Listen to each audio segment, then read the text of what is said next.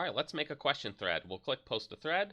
We'll select the help prefix, and we're going to ask how to do. Now, in a question and answer section where all threads are questions, this box will automatically be ticked. In a section where it's not automatic, you will want to manually tick that box, and then click Post a Thread. I've already made a thread here, and it already has a few answers. This is a shit post. All right, well, I'm downvoting that. This is a decent post. Okay, I'll hit the like button. Maybe I'll give it an upvote. This is a regular post. Okay, do nothing. Okay, this is the best post. All right, so let's upvote that.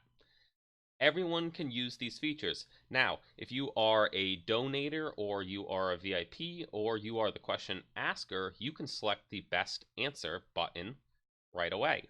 Now, let's bring some other users into the mix here.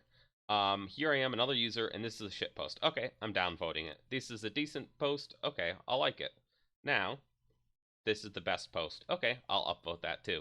Now, a third user comes in, right?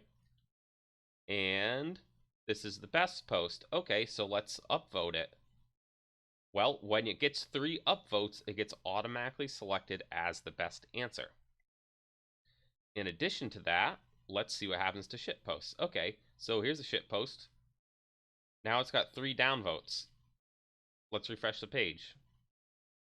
Now see what happens? This post has fallen below the threshold and it's been removed. So this is crowdsourced moderation. If everyone downvotes and upvotes, then the best content will come to the top and the worst content will go to the bottom and get deleted.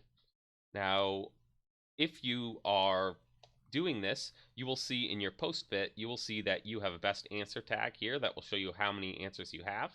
In addition, if we go to the members tab, you will see the notable members. We have most answers, most Q&A points, and then there's some extended ones here, most answers, most QA points.